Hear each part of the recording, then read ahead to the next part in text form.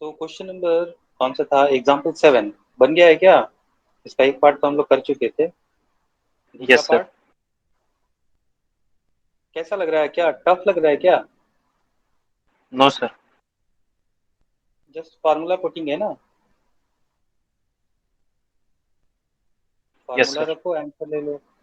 इस वाले में एग्जाम्पल नंबर 8। बन गया सर। एग्जाम्पल नंबर 8 में भी ज़्यादा कुछ है नहीं, डायरेक्ट फार्मूला का है। बस यहाँ पे थोड़ा सा आपको सेंस देखना है कि करंट का सेंस कैसा है। हाँ जी, क्या सबसे हो गया है? केवल एक का साउंड आ रहा है, बाकी लोग नहीं हुआ है तो आप पूछ सकते हैं, बिल्कुल पूछ सकते हैं, कोई उसमें रोक नहीं है। एक से बनने का मतलब ये नहीं होता है कि सबसे ही बन जाएगा, है ना? जिससे नहीं बना है वो आराम से पूछ सकते हैं। सर हो गया है। हो गया है 7 और 8 दोनों? हाँ जी, एग्जाम्पल 7 और एग्जाम्पल 8 दोनों हो गया है। Yes sir. What about example 9? Yes, मुझे ये भी पूछ ही समझ लीजिए में आप आ गया बच्चे। है। समझ में आ गया है।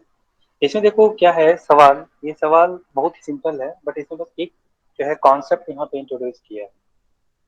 इंट्रोड्यूस ये करना यहाँ पे चाहा है कि इसमें करंट नहीं दिया। क्या दिया है यहाँ पे आपको? चार्ज दिया हुआ है। बस इस सवाल को पूछने का बस एक ही वजह है और एक ही कारण है। इसमें आपसे क्या जानना चाह रहा है कि क्या आपको चार्ज के मूवमेंट से करंट निकालना आता है? बस इस सवाल में यही है और कुछ नहीं। यदि चार्ज को मैं किसी एक पाथ पे रोटेट करूं तो चार्ज के मूवमेंट से हमारा करंट वहां पे रहता है। यदि करंट का डेफिनेशन क्या है? यदि हम करंट के डेफिनेशन पे जाएं तो करंट का डेफिनेशन क्या होता है? Charge per unit time through a given cross section. Unit time में किसी क्रॉस सेक्शन से कितना चार्ज पास कर रहा है, वही जो है वैल्यू वो उस क्रॉस सेक्शन एरिया से करंट कहलाएगा। यही कहलाता है ना? Yes sir. तो बस इसी बात को यूज करके आपको क्या करना है, करंट निकाल लेना। बस इसी पे ये पूरा सवाल बेस्ड है और कुछ नहीं। थोड़ा सा रोटेशन वगैरह दिखला दिया है कि भैया एंगुलर फ्रीक्वेंसी और एंगुलर वेलोसिटी से इतना से घूम रहा है, तो समझाओ द मैग्नेटिक फील्ड। मान लो कि मैं इस वायर में करंट आपको मैं दे देता हूँ, सपोज मैं इसमें करंट दे देता हूँ, तो क्या आप इसका डायरेक्ट यहाँ पे फॉर्मूला लगा के नहीं निकाल सकते भी? निकाल सकते हो ना, क्योंकि हमारे पास यस सर। रेडीमेड फॉर्मूला है। तो हमारा इशू क्या है इस सवाल में? हमारे पास जो इशू है वो है how we are going to find out this current. कैसे हम इस करंट को निकालेंगे, यही है ना प्रॉब्लम। यदि ये करंट निकल गया तो बाकी तो रेडीमेड फार्मूला हमारे पास अवेलेबल है, तो बस प्लग इन करेंगे, आंसर ले लेंगे। यस और no?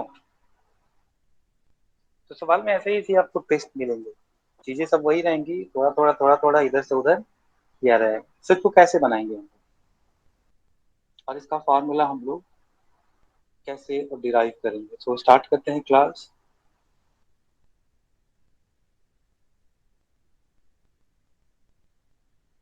So current when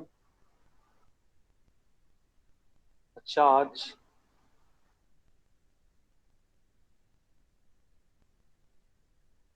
when a charge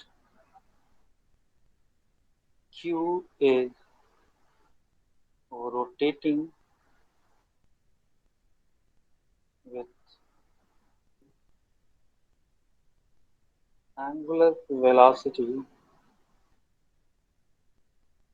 omega, और इसको फ्रीक्वेंसी भी बोला जाता है, एंगुलर फ्रीक्वेंसी भी बोला जाता है। क्या बोलते हैं इसको? Angular frequency. और इसको एफ से भी कहीं कहीं इंडिकेट किया जाएगा। नहीं, एफ से इंडिकेट नहीं कर सकते इसको। Angular velocity omega. और यहाँ पे आपको फ्रीक्वेंसी शायद दिया हुआ है, एंगुलर फ्रीक्वेंसी। और ठीक है, एंगुलर फ्रीक्वेंसी। तो यहाँ पे हम लोग करंट कैसे निकालेंगे? So how we are going to find out the value of current. तो थोड़ा सा देखो, मैं यहाँ पे एक डायग्राम बना रहा हूँ। अब इस डायग्राम से हम लोग समझेंगे।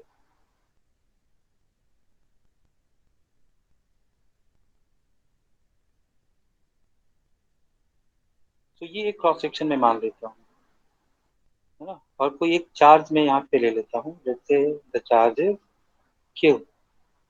मैं बकरी बेच के फॉर्मूला निकालूंगा, बिकॉज आई लव टू बकरी बेचना। ठीक है, सो दिस इज क्यू, और ये एंगुलर वेलोसिटी ओमेगा से ऐसे रोटेट कर रहा है। तो ये जो चार्ज है फिर से यहाँ पे ये कितने देर के बाद आ जाएगा इस एरिया के पास? एक टाइम पीरियड में वापिस आ जाएगा, आ जाएगा ना? Yes sir. अरे हाँ कि ना? तो हम लोग क्या बोलेंगे यहाँ पे,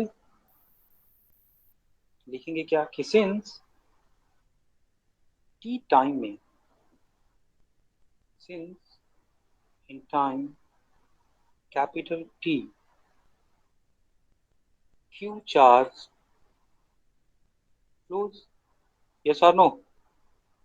टी टाइम में क्यू ही चार्ज फ्लो करेगा ना इस क्रॉस सेक्शन से। यस और सर। हमें करंट के लिए क्या चाहिए? So in unit time,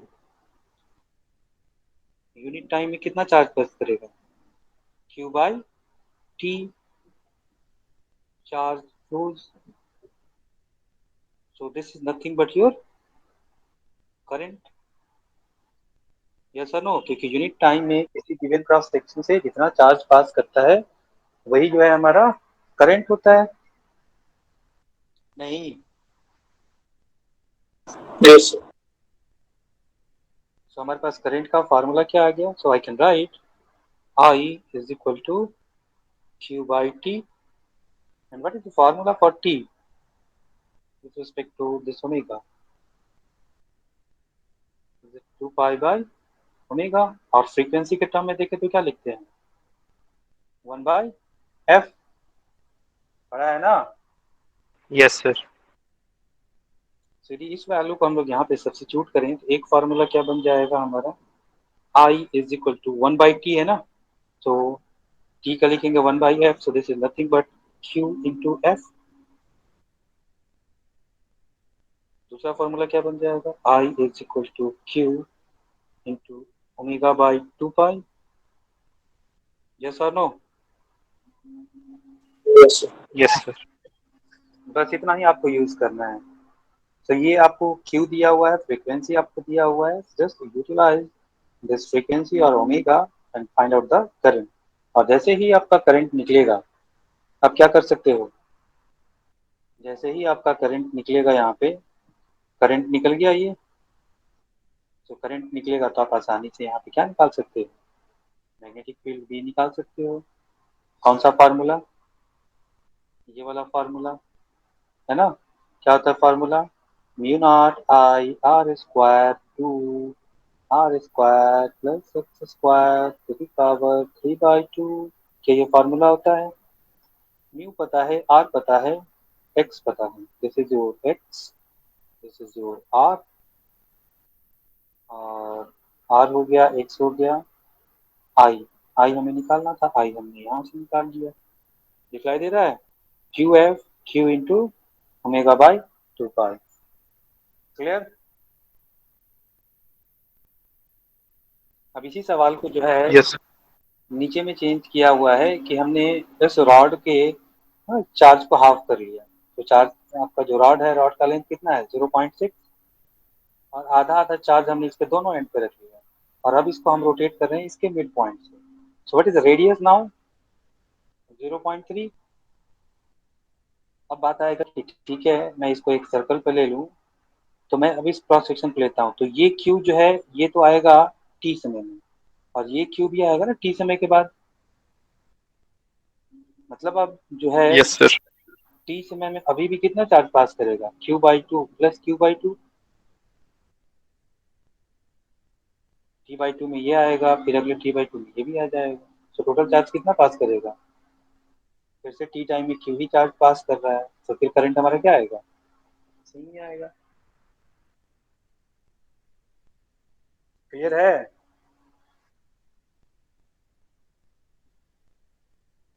yes और no? Yes, sir. Yes sir. तो इसमें ज़्यादा कुछ था नहीं, बस बेसिकली इसमें जो ट्रिक था वो था आपको करंट निकालना कि how we are going to find out when any charge is going to rotate with some angular velocity omega और एंगुलर फ्रीक्वेंसी लीनियर फ्रीक्वेंसी है। एफ को हम लोग बोलते हैं लीनियर फ्रीक्वेंसी, ओमेगा को बोलते हैं एंगुलर फ्रीक्वेंसी। ठीक है, अब आता है हमारा topic solenoid. This very very important and very simple. Solenoid होता क्या है? सब लोग आ गए हैं ना?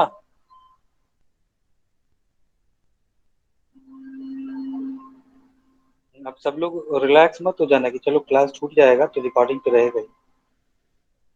ऐसे रिलैक्स होते हैं क्योंकि क्लास में जो समझना है, क्लास का समझना बात अलग है, और रिकॉर्डिंग रिकॉर्डिंग केवल रिवीजन के पर्पज से आप लोग यूज करो तो ज़्यादा बेहतर हो।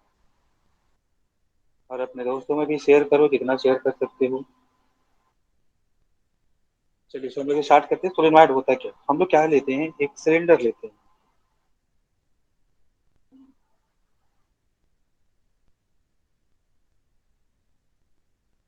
मैं कंस्ट्रक्शन पहले बतला देता हूँ कि सोलेनॉइड बनता कैसे है। और इस सिलेंडर पे हम लोग क्या करते हैं, वायर को जो है रैप करते हैं, लपेटते हैं। तो वायर को ऐसे लपेटा जाए।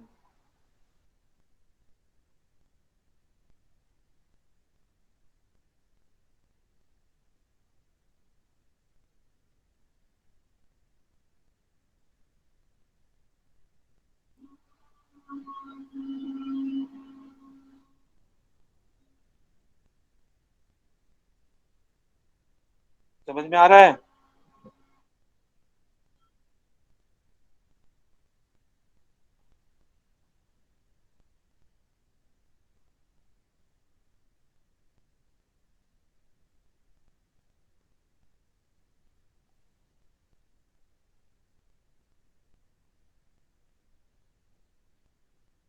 क्लियर?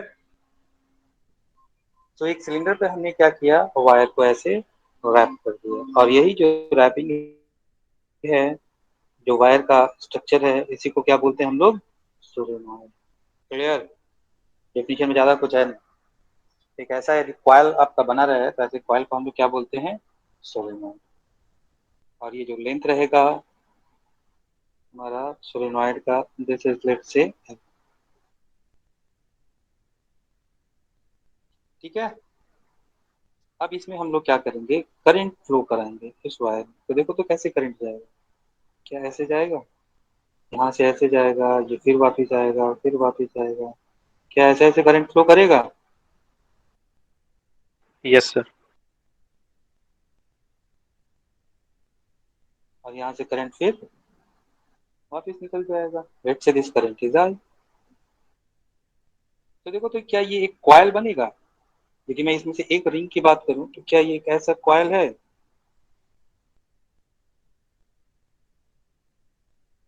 एक रिंग आपको दिखलाई दे रहा है, और इस रिंग में करंट कैसे जा रहा है, इस रिंग में करंट ऐसे जा रहा है और इधर से आ रहा है। If I am going to look from this side, so B का डायरेक्शन किधर होगा इसमें, देखो यहाँ से कौन सा डायरेक्शन है, so we are going to move in this direction. ये कौन सा हो गया, क्लॉकवाइज। सो क्लॉकवाइज जब स्क्रू को घुमाते हैं तो यहाँ पे बी का डायरेक्शन कैसा होना चाहिए, in this direction. Cross. This is the direction of B. Yes or no? This is going to be cross. Yes, sir. तो मैं यहाँ पे बात करूँ इस डायग्राम में, तो ऐसे बहुत सारे कॉयल हैं, है ना? और सबका हम इधर से भी हम देखना चाहें, है ना, इधर से देखें तो ये सब कैसा है, क्लॉकवाइज में है। सो इस सोलेनॉइड के सेंट्रल लाइन पे, इस सेंट्रल लाइन पे हमारा बी का डायरेक्शन किधर होगा, क्या इधर होगा?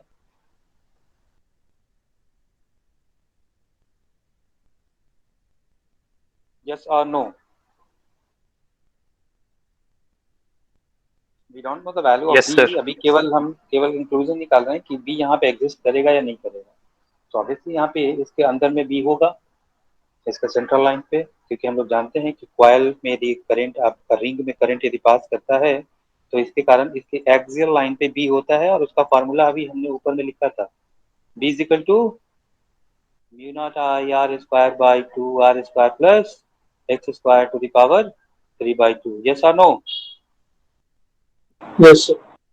हाँ, तो ये एक रिंग के कारण होता है। जब एन रिंग करते हैं तो एन रिंग के कारण क्या लिख सकते हैं हम लोग, this is into an ring. But यहाँ पे ये जो लेंथ है this is going to be spread. अब यहाँ से यहाँ तक में ये ऐसा कॉइल बना हुआ है, तो इसके कारण इसके हर एक लोकेशन पे बी का वैल्यू अलग अलग होगा, because this x is going to change. Yes और नो? Yes, sir. सबको क्लियर है ना? So we are going to find out the value of this B at any general point inside the solenoid. ये आपको book में नहीं मिलेगा, है ना? मैं इसको डिराइव कर रहा हूँ, आपके नोट्स में है। ठीक है, ये जनरल फार्मूला हम लोग निकाल लेंगे और जनरल के बाद जो आपके बुक में दिया हुआ है, एनसीईआरटी में दिया हुआ है, उसको भी हम लोग देखेंगे कि वो फार्मूला हमारा कैसे आएगा with the help of that general formation. Clear? So we are going to find out the value of B. So मैं इसको है ना एक रेक्टेंगल से दिखला दूं क्या इस सिलेंडर को? और ये जो सिलेंडर है ये आपका कैसा रहेगा, नॉन कंडक्टिंग। सिलेंडर कैसा लेंगे हम लोग, यदि कंडक्टिंग ले लेंगे तो लफड़ा हो जाएगा। क्या लफड़ा हो जाएगा? सब शॉर्ट कर जाएगा। तो सिलेंडर कैसा होना चाहिए, नॉन कंडक्टिंग सिलेंडर। सिलेंडर कैसा होना चाहिए हमारा, नॉन कंडक्टिंग होना चाहिए। तो अब हम लोग बात करते हैं थोड़ा कि इसका कैलकुलेशन। तो मैं सिलेंडर को ना एक रेक्टेंगल से दिखलाऊंगा, तो ध्यान देना। तो इस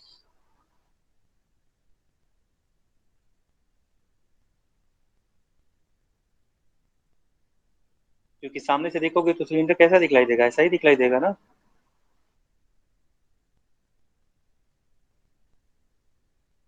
ऐसा दिखलाई देगा।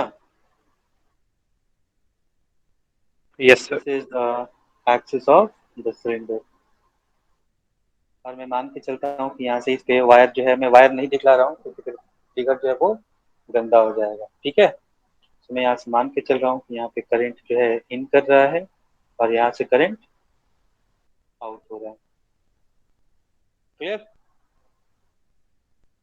Let's assume that the radius of this is going to be r, and we are going to be interested to find out।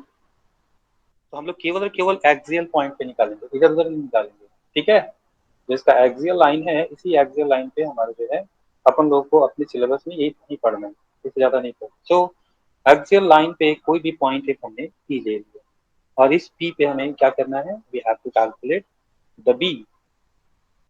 तो मैं मान लेता हूँ कि इस पॉइंट का जो डिस्टेंस है, let's say this distance is L1 and this distance is L2।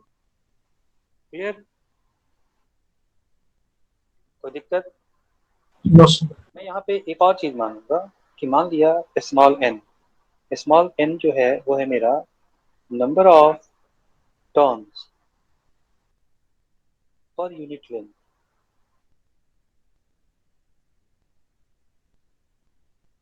मतलब यहाँ पे जो वायर हमने लपेटा है ना, सो यूनिट लेंथ में कितने टर्न्स हैं। देखो यहाँ पे, यदि यहाँ पे देखा जाए तो 1 2 3 है ना, सो एन इज इक्वल टू क्या लिखेंगे, 3। बात समझ में आ रही है?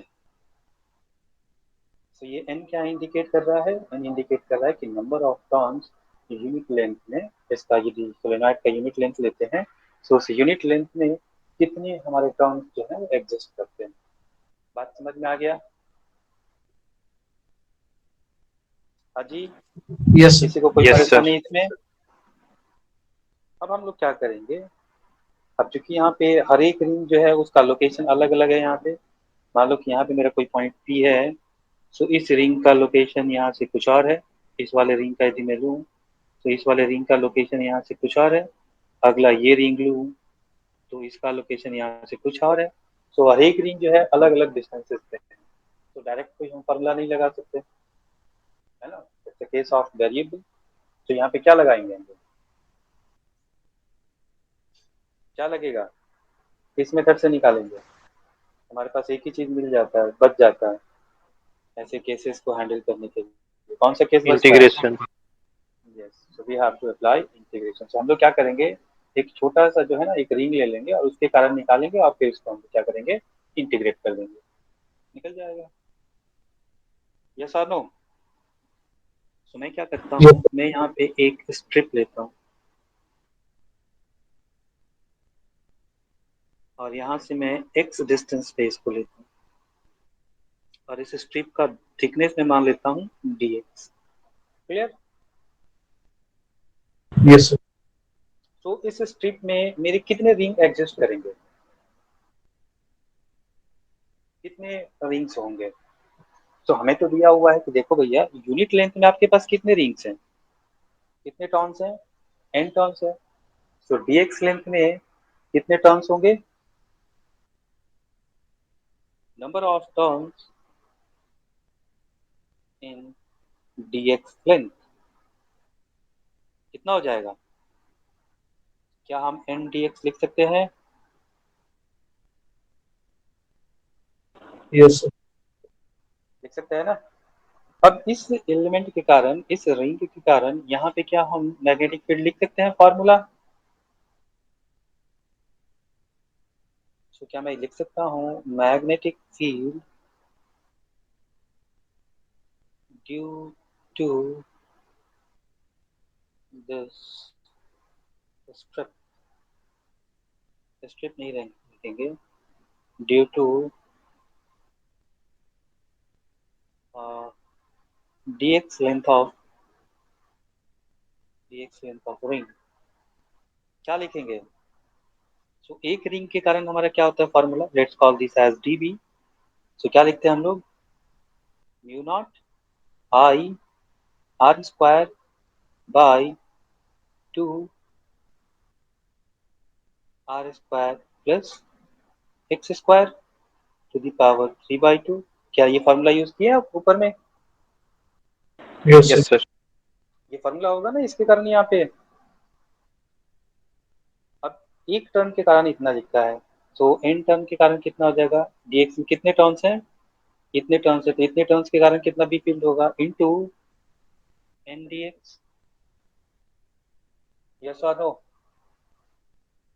Yes. कोई दिक्कत नहीं है ना किसी को? No sir. मैं यहाँ पे थोड़ा सा डायग्राम में थोड़ा चेंज भी कर रहा हूँ, थोड़ा कुछ और इंट्रोड्यूस कर रहा हूँ। So let's assume that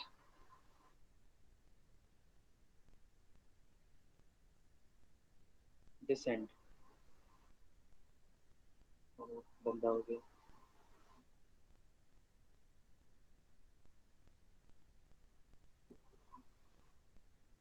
So this end is going to make an angle theta 1 and this end is going to make, मैं यहीं से मेजरमेंट करूंगा, कहाँ से, यहाँ से, theta 2। Let's call this as alpha. तो आपके पास क्या रिलेशन रहेगा, theta 2 plus alpha is equal to pi, रहेगा क्या?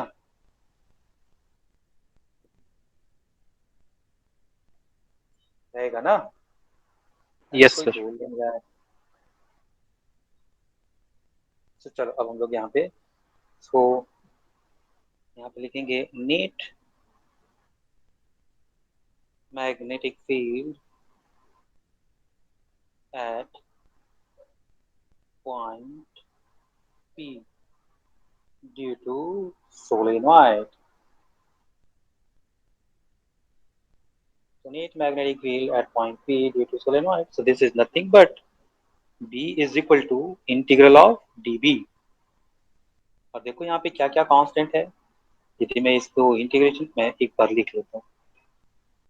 सो mu naught I R square n dx divided by 2 R square plus x square to the power 3/2। और हमारा variable क्या है, x। और लिमिट यदि हम रखें तो लिमिट कहाँ से कहाँ तक रखेंगे भैया, x का वैल्यू -L1 से लेके +L2 तक, क्योंकि हमने x का मेजरमेंट कहाँ से स्टार्ट किया है, यहाँ से स्टार्ट किया है ना। तो हम इधर से जाएंगे तो निगेटिव होगा, तो यहाँ से हमको स्टार्ट करना होगा। तो ये वैल्यू क्या होगा एक्स का, -L1, और यहाँ से कहाँ तक जाएंगे, यहाँ तक जाएंगे, तो ये एक्स का वैल्यू क्या हो जाएगा, L2। बात समझ में आ रही है? तो एक्स का Yes, वैल्यू sir. यदि मैं -L1 से लेके +L2 तक जाऊं तो मेरा पूरा का पूरा सोलेनोइड कवर अप हो जाएगा। यस और नो? Yes, sir. लिमिट में किसी को परेशानी?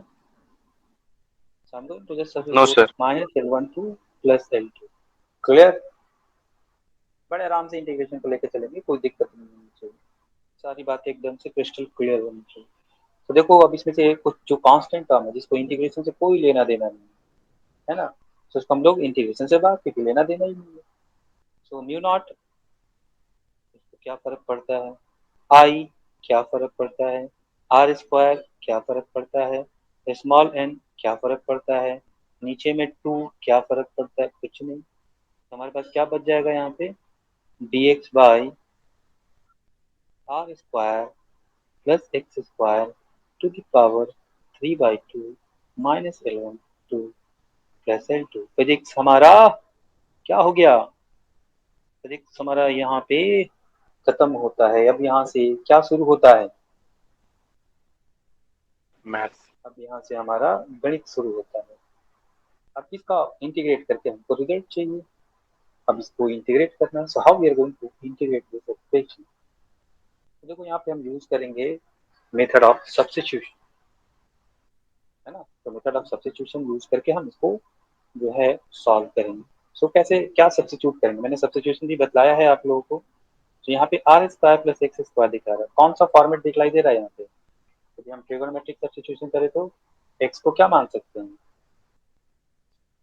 हमारे पास दो ऑप्शन है, या तो एक्स इजिकल टू हम tan थीटा मान लें, मतलब r tan थीटा, और एक्स इजिकल टू हम क्या मान लें, r cot थीटा, है ना। तो r tan थीटा मानेंगे तो r square tan square theta, so r square common होगा, 1 plus tan square theta is sec square theta, so r square sec square theta, 2 2 cut जाएगा, so r cube sec cube theta. तो ये बड़ा simple सा बन जाएगा। Yes और no? Yes, sir. So let x is equal to r tan, क्या theta की बीटा की क्या मान लो, चलो थीटा ही मान लेते हैं, r tan थीटा।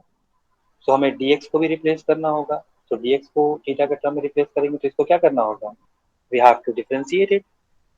यदि मैं इसको डिफरेंशिएट करता हूँ तो what we are going to get, dx is equal to r tan theta का differentiation sec square theta into D theta. क्या हम ये लिख सकते हैं, हाँ जी देख लो, लिख सकते हैं। Yes, sir. और R square plus x square to the power 3/2 को हम क्या लिख सकते हैं, लिख सकते हैं R square plus x means R tan theta, R square tan square theta to the power 3/2।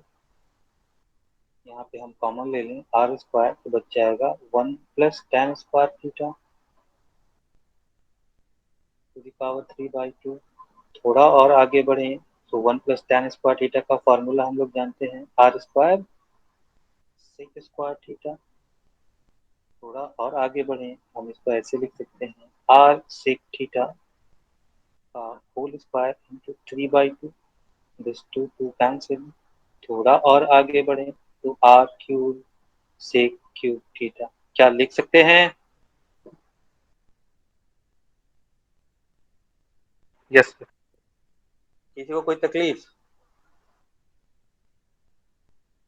No, sir. नहीं होनी चाहिए। तो चलो हम लोग अब करते हैं। तो बी का जो फार्मूला है, बी के फार्मूला पे जाते हैं जो ऊपर में है। सो हमारे पास बी क्या आया है, बी इज इक्वल टू जो कांस्टेंट है उसको बाहर लिख लेते हैं।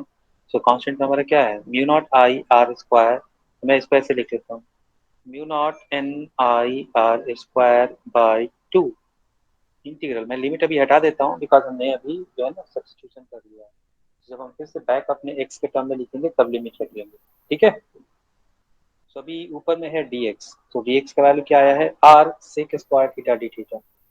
मैं यहाँ लिख दूँ R sec square theta d theta divided by, नीचे में क्या आया है, R cube sec cube theta. Yes और नो? Yes, sir. देखो ये आर स्क्वायर ये आर मिलके क्या बना, आर क्यूब, ये कैंसिल आउट हो गया, यहाँ पे बचा सेक स्क्वायर थीटा, यहाँ सेक क्यूब थीटा, यहाँ पे क्या बचेगा, सेक थीटा। और 1/सेक थीटा क्या होता है, अरे 1/सेक Cos थीटा, theta. बस ठीक है। वाह वाह क्या बात है। देखो तो कितना भारी इंटीग्रेशन आ गया। देखो सब्स्टिट्यूशन का फायदा क्या होता है, कॉम्प्लिकेटेड इंटीग्रेशन जो है वो काफी सिंपल बन जाता है। अब इसका तो डायरेक्ट फॉर्मूला हमें पता है, कॉस थीटा का इंटीग्रेशन क्या होता है, अरे बोल दो, कॉस थीटा का इंटीग्रेशन साइन थीटा। अब बात आती है कि भैया हमने तो माना था x is equal to R tan theta, और हमें अब चाहिए साइन थीटा, तो यहाँ से हम लोग क्या लिखेंगे कि tan theta is equal to x/r। और यदि हम यहाँ पे एक ट्रायंगल बना लें और ये एंगल थीटा मान लें, तो देखो तो tan के फॉर्मूला से perpendicular by base, so this is x and this is r, so what is this value, x square plus r square, yes or no? Yes, sir. Yes, sir. So what is the value of sine of theta, जल्दी बोलो, X by x under root by, x square plus r. चलो मैंने लिख दिया R square plus x square, गुस्सा नहीं होगे ना आप लोग कि सर ने ऐसा क्यों लिख दिया, लिख सकते हैं ना? Yes, sir. हाँ जी। अब इस वैल्यू को क्या यहाँ रख दें, Yes, sir. तो mu naught N I by two bracket में X by square root of R square plus x square. देखो हम लोग इसको वापिस एक्स में ले आए, अब हमारे पास लिमिट क्या था, एक्स के टर्म में लिमिट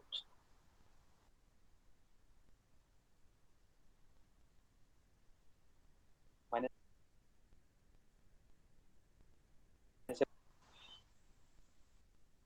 तो वो लिमिट क्या रखेंगे, माइनस L1 से प्लस L2, रख दें वैल्यू,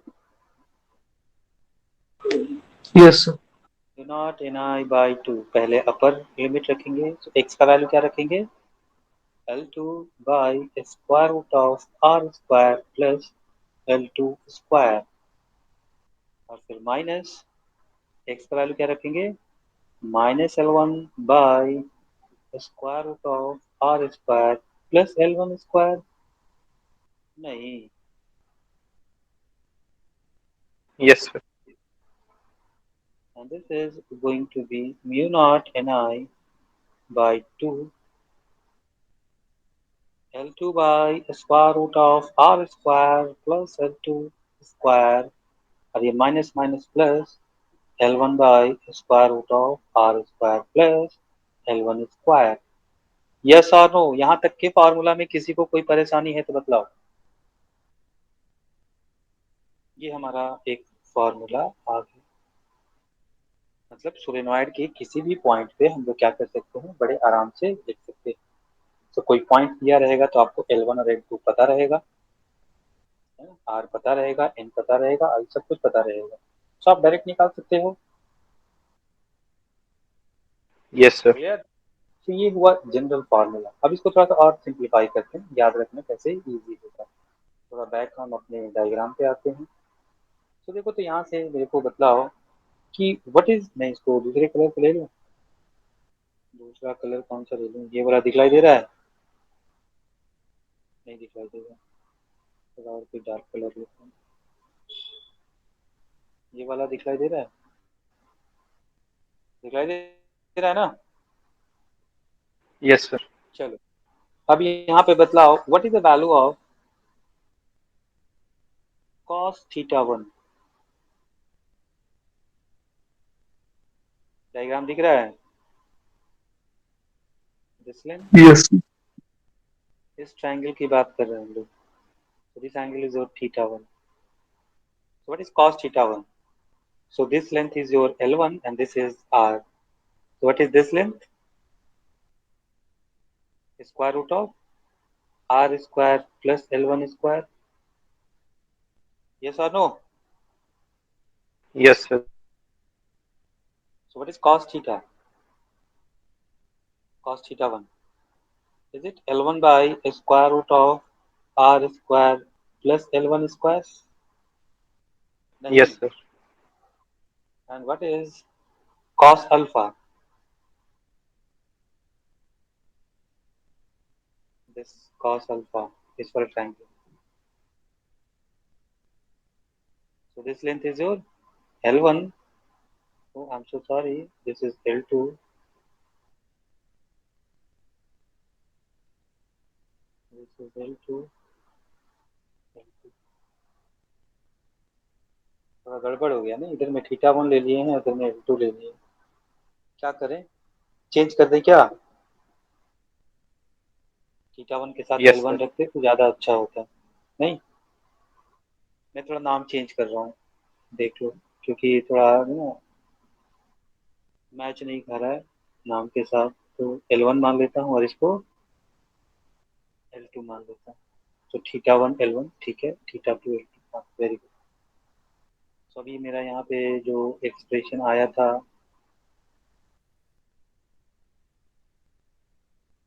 तो ये कौन सा हो जाएगा मेरा? L1 स्क्वायर, और ये मेरा L1 ही रहेगा, ठीक है।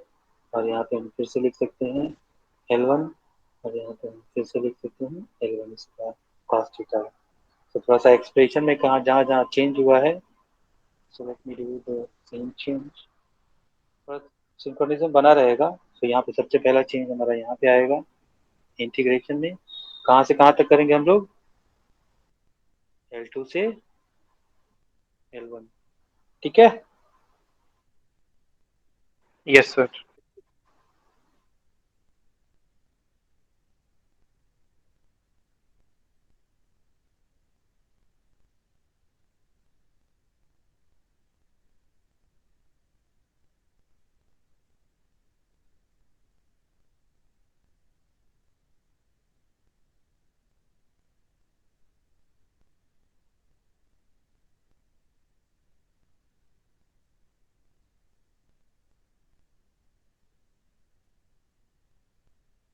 बाकी नीचे रिजल्ट तो सेम ही आएगा,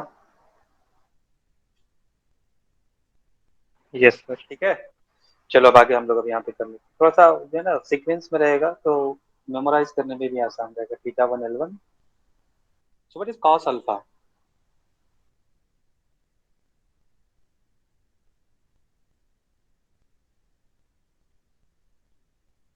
what is cos alpha? Is it L2 by square root of R square plus L2 square? Yes, sir. Yes, sir. है ना। थोड़ा एक्सप्रेशन देखो, क्या ये दोनों टर्म्स आया था उसमें? Yes, sir. L1 by square root of R square plus L1 square L2 by, चलो नीचे आते हैं एक्सप्रेशन में, देखो आया है L1 by R square plus L1 square L2 by R square plus L2 square. तो हम लोग यहाँ पे b का जो वैल्यू है, वो b का वैल्यू क्या लिख सकते हैं?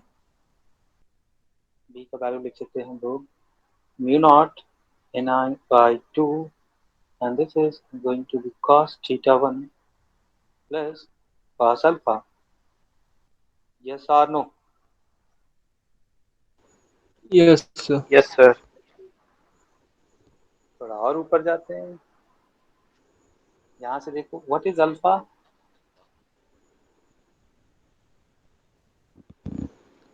क्या लिख सकते हैं?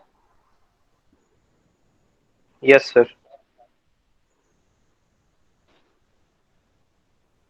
तो क्या करेंगे हम लोग? Mu naught ni by 2 cos theta 1 plus cos of pi minus theta 2। Actually मैं थीटा 1 और थीटा 2 के टर्म में निकालना चाह रहा हूँ। और cos पाई माइनस थीटा क्या होता है? किसके घर में कौन है? पाई माइनस थीटा किसके घर में है? Angle Sorry. साइन के घर में है। जा कौन रहा है? कॉस जा रहा Cos है। क्या होगा? minus. नेगेटिव। और चूंकि ये हमारा हॉरिजॉन्टल लाइन है तो नाम चेंज नहीं नहीं होगा। होगा। So this is cos theta 2। This is what is the formula. सो आप तीन तरीके से फॉर्मूला यूज कर सकते हो। कौन कौन से तीन तरीके से? सेम फार्मूला है, तीन टर्म में आप बात कर सकते हो। हम इसको ऐसे भी यूज कर सकते हैं, इसको वैसे भी यूज कर सकते हैं, और हम इसको ऐसे भी यूज कर सकते हैं। जो आपको कंफर्टेबल हो आप वैसे ही यूज करें। ठीक है। तो ये आ Yes. गया किसी भी ऑर्बिट पॉइंट पी पे हमारा मैग्नेटिक फील्ड का वैल्यू, किसके कारण? सोलेनोइड के कारण। तो ये हमारा जनरल फार्मूला हुआ। अब इसमें हम लोग स्पेशल केस डालेंगे, है ना। अब स्पेशल केस क्या होगा कि सोलेनोइड का जो लेंथ है ना, this is going to be very large compare to the radius of the cylinder. जो उसके कॉइल्स हैं, सोलेनोइड का जो कॉइल है उसका जो रेडियस है capital R, this is going to be very small compare to the length. बात समझ में आ रही है? मतलब हम लोग क्या बात करेंगे कि जो सोलेनोइड है वो इनफाइनाइट लेंथ का है, it's a very long solenoid. और ये हमारा कौन सा केस होता है? ये हमारा होता है आइडियल केस, है ना। तो आइडियल केस में क्या लेंगे हम लोग? मैं थोड़ा सा केस बना देता हूँ। ऐसा होता नहीं है, बट हम लोग मान के चलेंगे। आइडियल का मतलब जानते ही हो, जो एग्जिस्ट ना करे। सो Yes, sir. आइडियल केस में हम लोग क्या मानेंगे कि length of solenoid is very large compared to compared to the radius of the solenoid। इसका मतलब, इस स्टेटमेंट का मतलब हो गया कि L1 is going to be very very large compared to R, and again L2 is also very very large compared to R। yes or no? Yes, sir. अब इस बात में देखें, थोड़ा फोटो पे आते हैं। फोटो से बातें ज्यादा क्लियर होती है ना। देखो जी, L1 ये बहुत बड़ा हो जाए, so what about this angle θ1? मतलब ये R काफी छोटा हो जाए, so is it θ1 tends to 0? Yes, sir. और यदि L2 बहुत बड़ा हो जाए तो क्या अल्फा 0 के आसपास हो जाएगा? Yes, sir. यदि अल्फा 0 हो जाता है तो θ2 कितना हो जाएगा? पाई। Pi. तो इसका मतलब है कि यहाँ पे इस कंडीशन का मतलब ये हो गया कि L1 यदि बहुत बड़ा है तो हम बोल सकते हैं कि θ1 जो अप्रॉक्सीमेटली है वो 0 डिग्री के बराबर होगा, और θ2 मेरा किसके बराबर होगा? अप्रॉक्सीमेटली पाई के बराबर होगा। अरे हाँ कि ना? Yes, क्या sir. इस वैल्यू को हम यहाँ पे रख लें? So B is equal to mu naught Ni by 2 cos θ1 means 0 degree minus cos phi। मतलब क्या होगा? Mu naught Ni by 2 cos 0 is 1 minus cos pi is cos pi -1. minus 1। So minus minus plus, so 1 1 2 2 2 cancel. So what is the formula?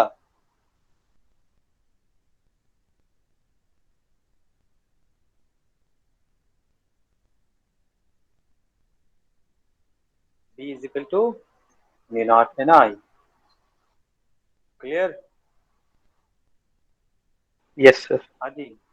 अब इसमें दूसरा case भी हम लोग मान सकते हैं कि मेरा मन हो कि कोई फाइनाइट लेंथ का ही मेरे पास एक सोलेनोइड हो और किसके किसी एक एंड पे हमको चाहिए। तो मैं दूसरा केस बनाता हूँ। Case magnetic field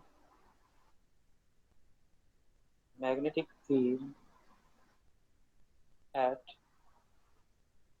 one end of the solenoid.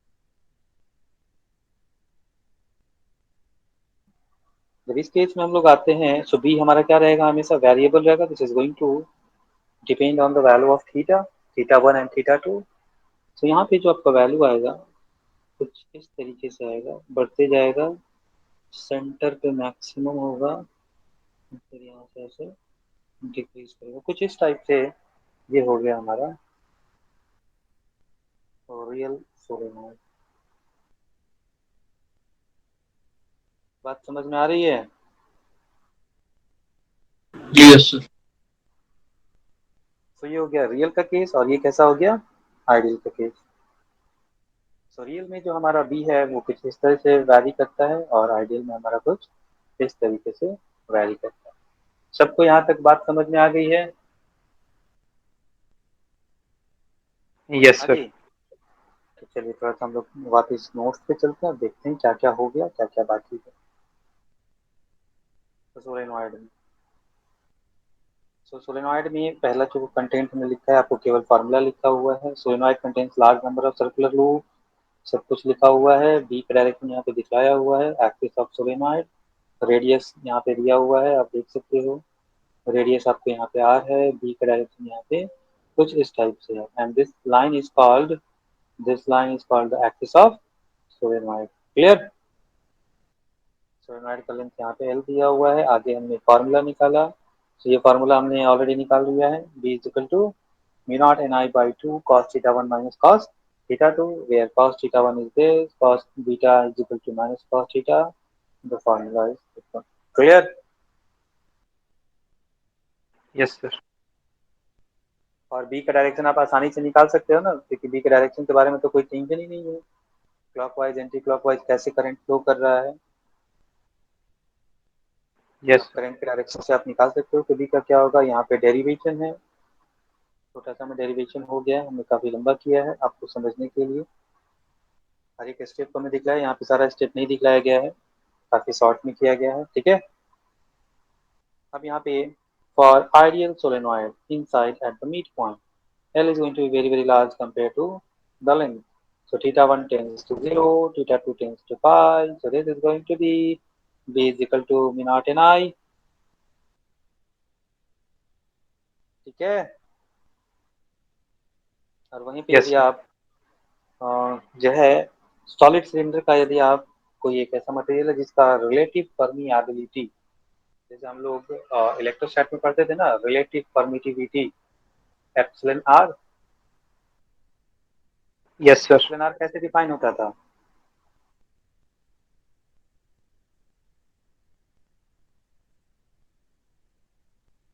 Epsilon by epsilon naught. This is what is your relative permittivity. तो ऐसे ही हमारा मैग्नेटिज्म में किसी मटेरियल का क्या होता है, उसका परमियाबिलिटी होता है। परमियाबिलिटी मीन्स उसका मैग्नेटिक प्रॉपर्टी। मान लेते हैं कि कोई मटेरियल जो सिलेंडर हमने रखा है, जिसपे हमने रैप किया है उसको, कॉइल को, सो उस सिलेंडर के मटेरियल का जो है रिलेटिव परमियाबिलिटी म्यू आर है। So what is B then? B is equal to mu naught mu are.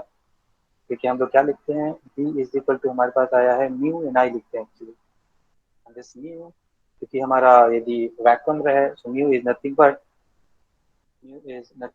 Mu naught, और हम लिखते हैं mu is equal to mu naught into mu R. देखो यहाँ से भी आपका म्यू आर क्या आएगा, mu by mu naught, exactly same formula. जैसे हम लोग क्या लिखते थे, 1/4 पाई एप्सिलॉन, एप्सिलॉन नॉट नहीं एप्सिलॉन। और चूंकि हम लोग बात करते हैं हमेशा वैक्यूम की, तो हम लोग डायरेक्ट फॉर्मूला यूज करते हैं एप्सिलॉन नॉट। और यदि हम किसी मीडियम की बात करते हैं तो लिखते हैं 1/4 pi epsilon naught epsilon R. याद है? Yes sir. तो कुछ सेम कॉन्सेप्ट हम लोग यहाँ पे मैग्नेटिज्म में भी लगाएंगे, है ना। सो रिलेटिव परमियाबिलिटी एंड पे आप निकालोगे, so B is equal to mu naught N I by 2 आएगा, रख लोगे ना। एक में थीटा इज इक्वल टू 90 हो जाएगा। जैसे हमारे पास ये था ना, यदि एंड पे चले जाएं हम लोग, तो एंड पे क्या हो जाएगा, cos θ1 यदि इन्फिनाइट होगा, किसके लिए मान रहे हैं हम लोग, आइडियल सोलेनॉइड के लिए। सो θ1 इज इक्वल टू 0, लेकिन ये पॉइंट यदि मिड पॉइंट की बजाय कहाँ पे हो, मिड पॉइंट के बजाय यदि यहाँ पे आ जाए, सो θ1 तो मेरा 0 हो जाएगा भैया, ठीक है। What about the θ2? Is going to be pi by 2, मतलब सेमी इनफाइनाइट वाला केस। ये इधर जा रहा है सिलेंडर, कहाँ तक जा रहा है? इंफिनिटी तक, और पॉइंट हमने यहाँ लिया है। So this is our θ1, so θ1 tends to 0. But what about this θ2? Is 90 degree? yes sir, Yes or no? यदि एंड पे आ जाए, जो हमने निकाला है वो कहाँ पे निकाला है? मिड पॉइंट पे निकाला है, ध्यान रखिएगा। यदि किसी एक एंड पे निकाले तो θ1 is equal to 0 और θ2 is equal to 90 degree. Put the value, θ2 is 90, so cos 90 is 0, so we are going to left with mu naught n I by 2. Cos θ1 is 0, so this is cos 0 is 1 minus 0. So mu naught n I by 2. कहाँ पे? एक and पे। Clear? Yes, sir. Comparison between your ideal and real solenoid दिखलाई दे रहा है? ये बात किए हम लोग। yes sir, Yes. This value is your mu naught n I by 2। कौन सा वैल्यू? ये वाला वैल्यू एंड पे अभी निकाला ना ये। एंड पे कितना वैल्यू होगा इसका? mu naught n I by 2। सो ये था आपका पूरा सोलेनॉइड का कॉन्सेप्ट। क्लियर हो गया या किसी को कंफ्यूजन है पूरे सोलेनॉइड में? No, sir. अब इस पे कुछ आपको सवाल मिलेंगे। तो सवाल क्या है? अ सोलेनॉइड, पहला सवाल देखते हैं हम लोग एग्जांपल के। A solenoid of length 0.4 metre and diameter 0. ध्यान देना क्या दिया है? डायमीटर दिया, रेडियस नहीं दिया है। Consist of single layer of 1000 turns of fine wire. So 1000 turns कितने लेंथ में है? 1000 टर्न्स, या ऐसे लिखते हैं तो 0.4 मीटर लेंथ में 1000 टर्न है। सो 1 मीटर में कितना होगा? 1000 बटा 0.4। यस और नो? yes sir, कितना हो गया? 2500। और यूनिट लेंथ में जो टर्न होता है वो किसका वैल्यू होता है? Small n. यही बात किया था ना yes sir, कि यूनिट लेंथ में जो टर्न्स होंगे वो हमारे एन कहलाएंगे। सो एन का वैल्यू निकल गया। सो इस इंफॉर्मेशन और इस इंफॉर्मेशन का यूज करके हमने एन निकाल लिया। कैरिंग अ करंट आई दिया हुआ है। Find the magnetic field on the axis at the middle and at the ends of the solenoid. तो यहाँ पे आइडियल का केस का बात नहीं किया, आइडियल केस का बात नहीं किया। आइडियल ले भी सकते हो इसमें, क्योंकि फिर आपको उसका लेंथ दे दिया। नहीं, आइडियल केस नहीं लोगे आप, आराम से निकालो। तो देखो यहाँ पे हमारा फॉर्मूला क्या है? क्या ये फॉर्मूला होता है हमारे पास? एन का वैल्यू निकाला, कितना आया? यही आया ना। आई का वैल्यू दिया हुआ है, आगे बढ़ते जाओ आगे बढ़ते जाओ। cos θ1 निकाला, cos θ2 निकाला, उसका वैल्यू यहाँ पे रख दिया। बन गया सवाल मिड पॉइंट के लिए। हाँ जी, किसी को कोई दिक्कत? No, no sir. sir, direct formula putting है ना। अब किसी एंड पे बात करेगा तो किसी एंड पे हम लोग इस तरीके से निकाल लेंगे। सेम चीज करना है। cos θ1 cos θ2 is going to be 90 degree, 90 degree 0, तो वो निकल जाएगा। हाँ जी, किसी को कोई परेशानी? No, sir. नहीं ना। तो नेक्स्ट क्लास में हम लोग स्टार्ट करेंगे magnetic lines and there characteristic. तो आज क्लास हम लोग यहीं पे रोकेंगे।